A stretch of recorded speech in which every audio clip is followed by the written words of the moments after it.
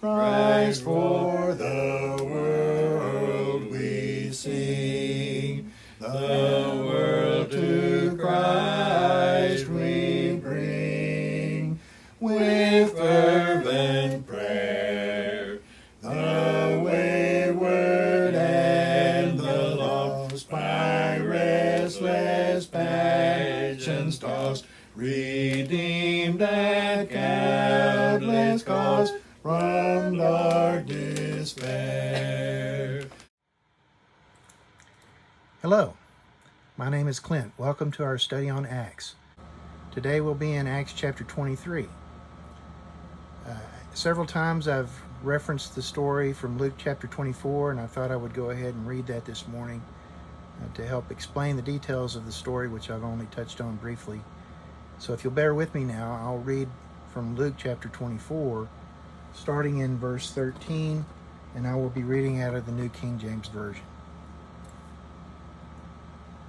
Now behold, two of them were traveling that same day to a village called Emmaus, which was 7 miles from Jerusalem. And they talked together of all the things which had happened. So it was, while they conversed and reasoned, that Jesus himself drew near and went with them. But their eyes were restrained, so that they did not know him. And he said to them, What kind of conversation is this that you have with one another as you walk and are sad? Then the one whose name was Cleopas answered and said to him, Are you the only stranger in Jerusalem, and have you not known the things which happened there in these days? And he said to them, What things? So they said to him, The things concerning Jesus of Nazareth, who was a prophet, mighty in deed and word before God and all the people, and how the chief priests and our rulers delivered him to be condemned to death and crucified him. But we were hoping that it was he who was going to redeem Israel. Indeed, besides all this, today is the 3rd day since these things happened. Yes, and certain women of our company who arrived at the tomb early astonished us when they did not find his body. They came saying that they had also seen a vision of angels who said that he was alive. And certain of those who were with us went to the tomb and found it just as the women had said, but him they did not see. Verse 25. Then he said to them, O foolish ones, and slow of heart to believe in all that the prophets have spoken. Ought not the Christ to have suffered these things and to enter into his glory?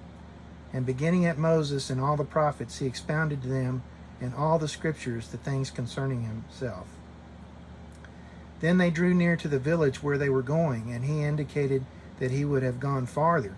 But they constrained him, saying, Abide with us, for it is toward evening, and the day is far spent.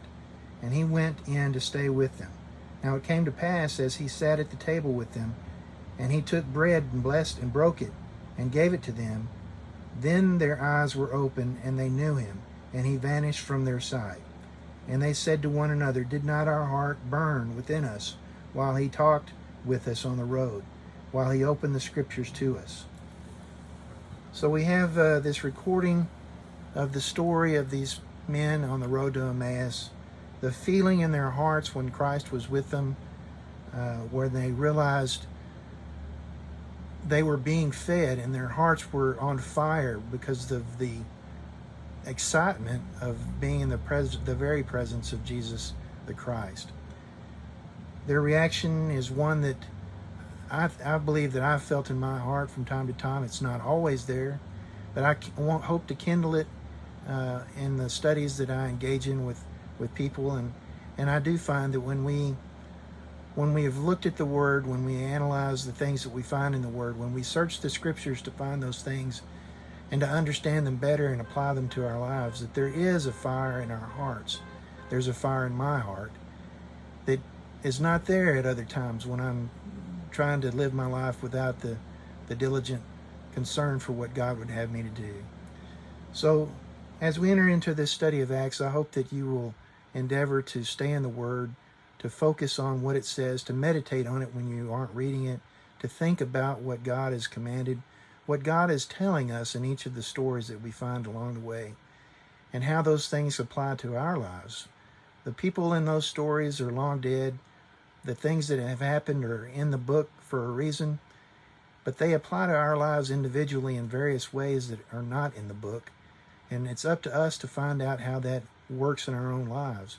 And I hope that you will join me as we enter into this study now, and that you will find blessings from God in the Word that He has left for us.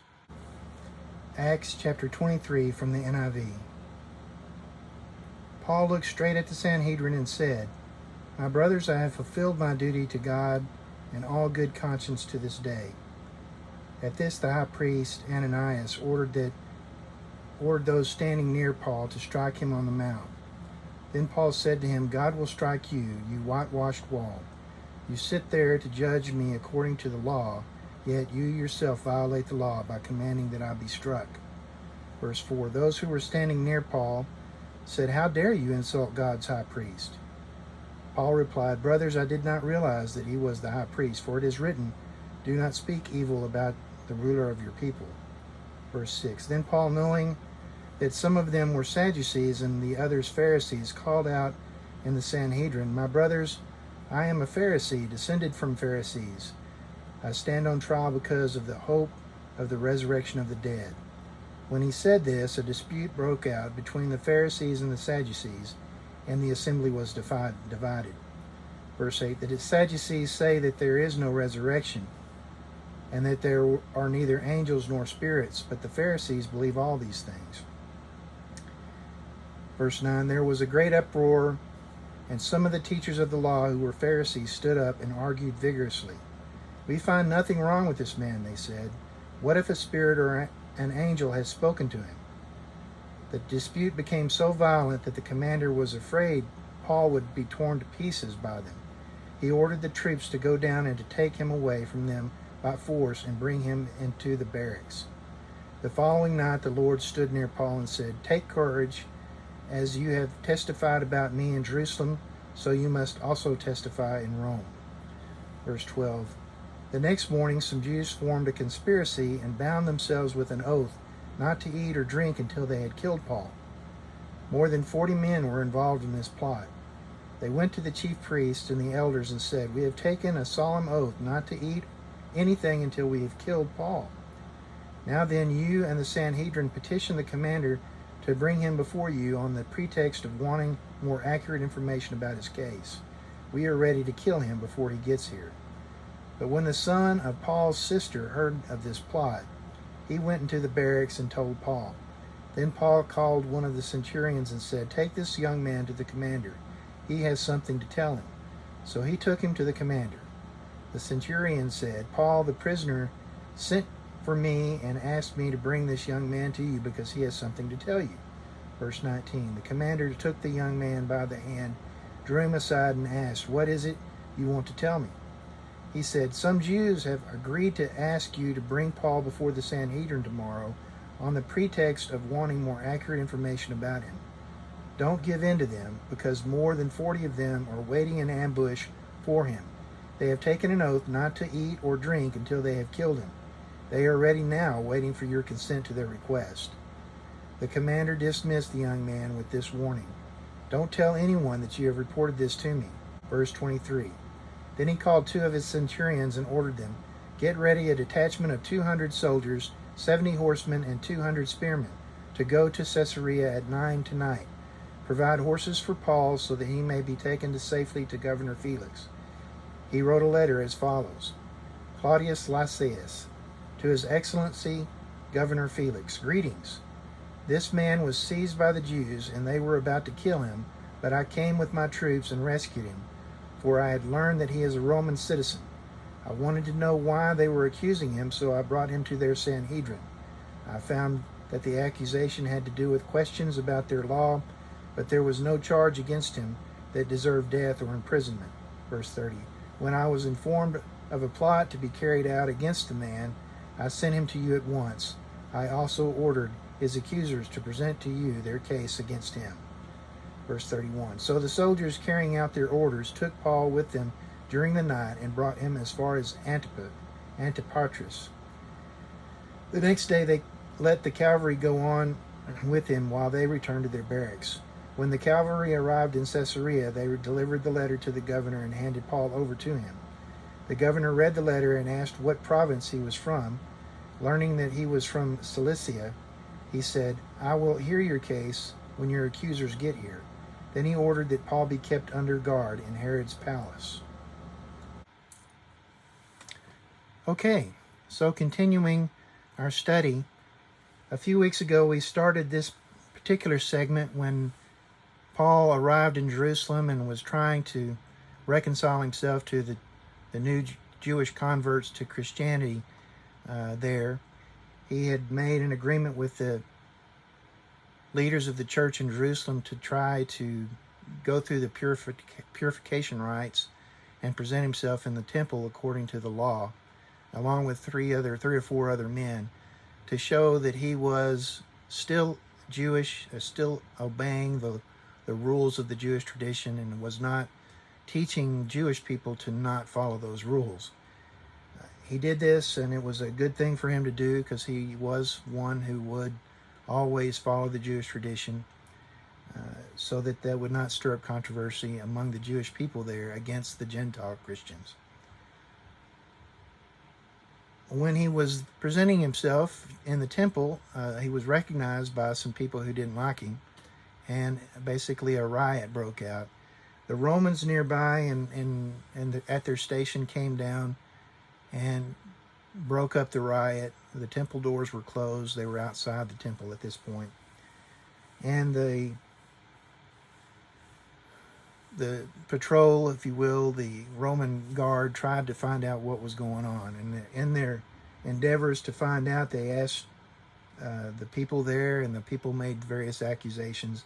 None were very clear to the Roman guard as to why it would be an issue.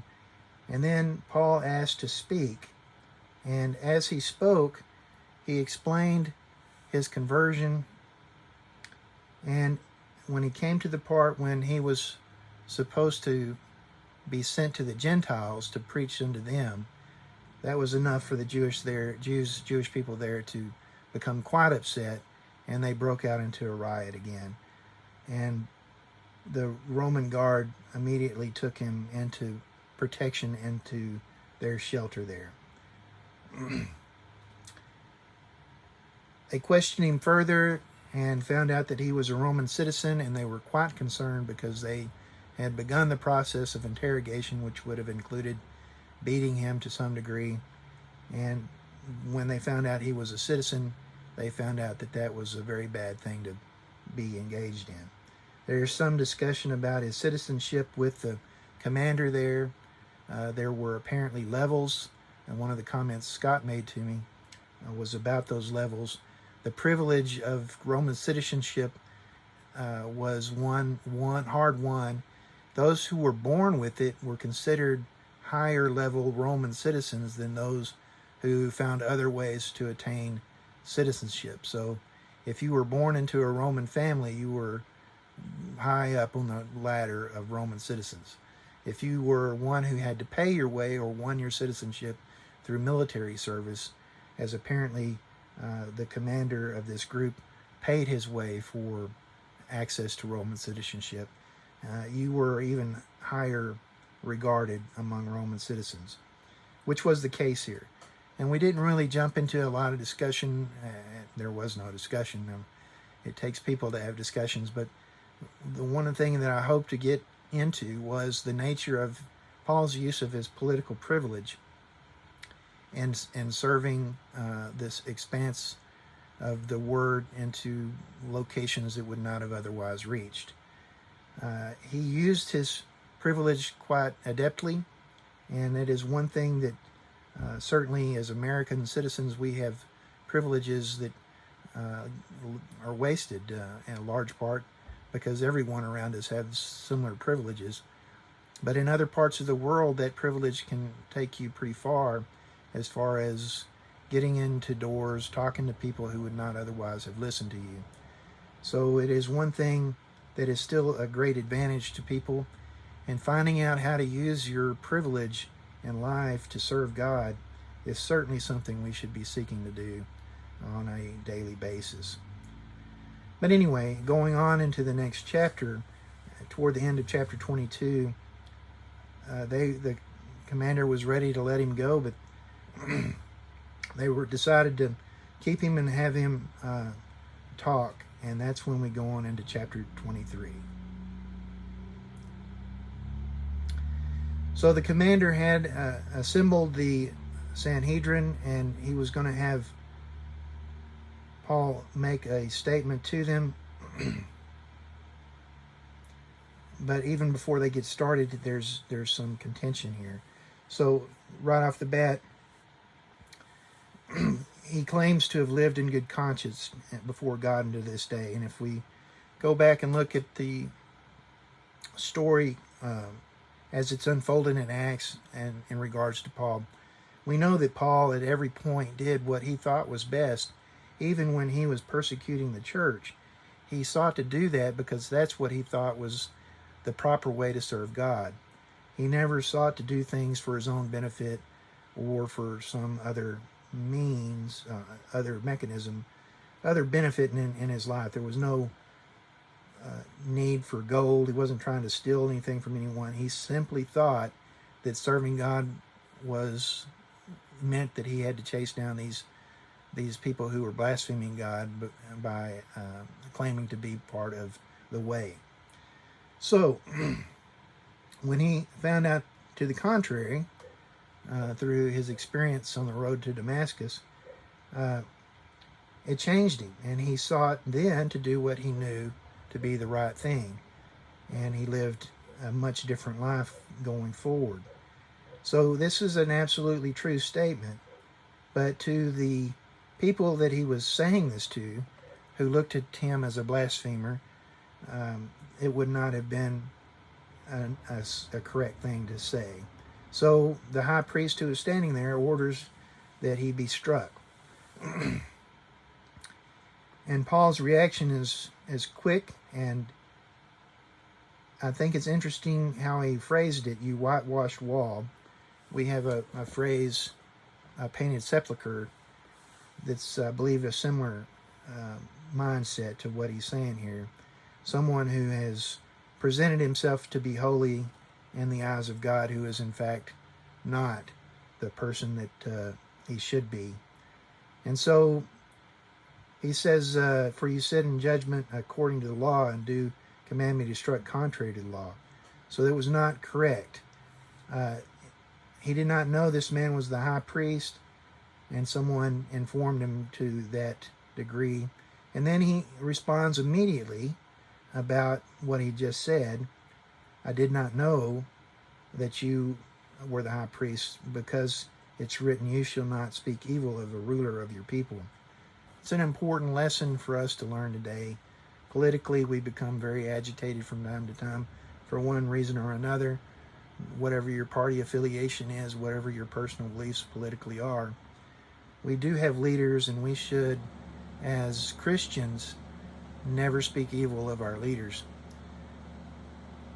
You know, we try to justify that in various ways if you're of one persuasion or another politically, but the truth is we should always submit to the authority that it presents itself. As long as they're not asking us to do anything that's ungodly, we have no reason not to cooperate with any authority that presents itself, which is what he seemed to be trying to do here. But it goes on. Paul perceives that, of course, the group is made up of Sadducees, Pharisees, and other groups. These were almost like political groups within the Sanhedrin, and they worked at odds most of the time because of their personal beliefs. But on the council, they had similar authority, not unlike what we might find in one of our political organizations, state houses, or our Congress.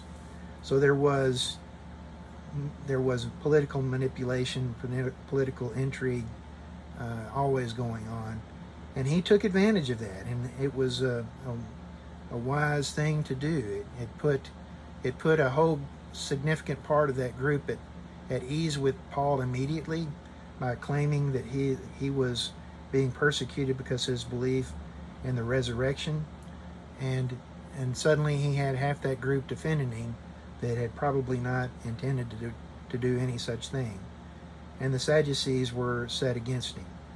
So he claims, according to his history of being a Pharisee, and the child of a Pharisee, the son of a Pharisee family.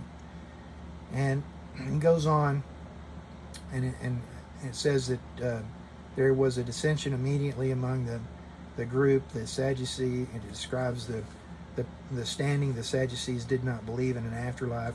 They were basically all but agnostic or atheistic. They believed and followed after Jewish tradition strictly for the tradition's sake.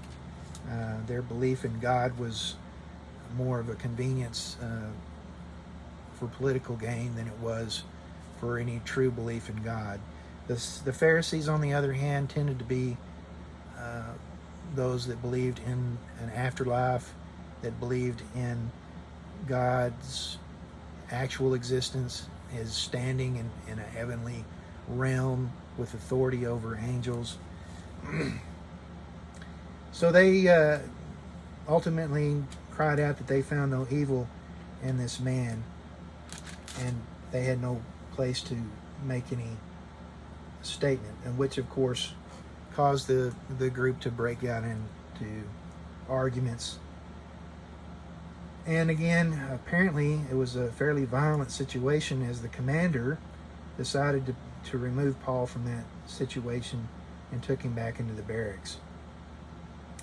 And it says the following night, the Lord appeared to Paul and told him that he would, as he has testified in Jerusalem, bear witness at Rome. So Paul has experienced, at least at this point, a revelation from God, directly from the Lord, as to what his fate would be. He would go on into Rome. We saw that earlier, that there was at least some general recognition that he would not be a free man going forward, that even before that he felt like his destiny was to take the word to points to the west, to Rome, and even further. And so this is the beginning of that. And it goes on to explain that a few of the Jewish people decided that this was a serious enough threat that they were going to take an oath to take care of this situation. Now, if you've studied the old law, you know that there were not supposed to be taken lightly, the vows of an oath. So they made this oath not to either eat or drink until they killed Paul. So it's interesting. We don't know what became of him. They didn't manage to kill Paul, so we don't know exactly how they met their vow, having not met their vow. So it would have been very bad time for them. But anyway, that's not the story here. The story is that this conspiracy was made. It was known to Paul's nephew, and who brought it to Paul's attention, and then Paul directed that information to the commander. And there's a whole story about how that gets there. It's told in some detail, but I'm passing over that detail for the moment because it seems rather simple. But the commander ultimately takes the boy aside privately and finds out the plan, and immediately makes a counter plan that involves sending Paul on to the area regional governor. And he prepares a group of men to take him on, and prepares this letter. Now it's very interesting to me anyway, the manner in which he prepared the group. He very specifically organized the group in a particular way, and sent them on their way with the letter. Now the letter is very interesting also, and it's probably where we're going to focus right now. I'll go ahead and start reading it. Greetings. It starts in verse 26. This man was seized by the Jews and was about to be killed by them. Coming with troops, I rescued him, having learned that he was a Roman, which is not true. We know it's not true at all. He came down because there was a ruckus in the temple, in the midst of the temple, and by the time he got there, they were already outside the temple. He did not know who Paul was, or He suspected Paul was a terrorist from Egypt, as a matter of fact. And he broke up the crowd and wanted to find out what the issue was specifically, and was not able to determine immediately what the issue was. He found out that Paul was not an Egyptian terrorist, but beyond that, that's not what happened. It continues. And when I wanted to know the reason they accused him, I brought him before their council. So he leaves out a whole segment there where he would have to have said that we were about to beat him to find out that he was what he was up to, when we found out he was Roman, and that's when we decided to do all the other stuff that we decided to do.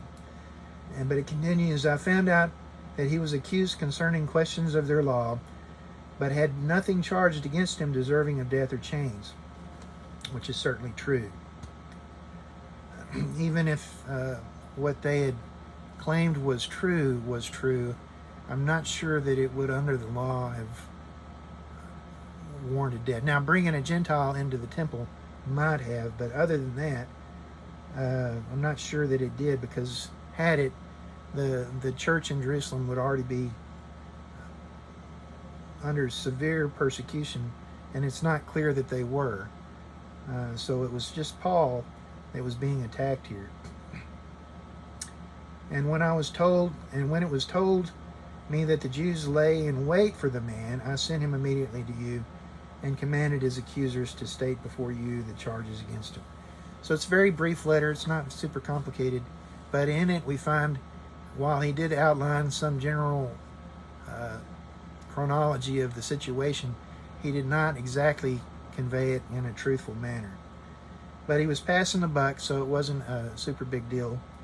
He sent Paul along, and along the way, a group of the men fell back, and the mounted group continued on to Caesarea and delivered Paul to the governor there. And the governor there found out that Paul was from Cilicia, and determined that he would hear the accusers when they came, and then put Paul in Herod's praetorium, in his palace. It's not clear. The translations are a little bit different there.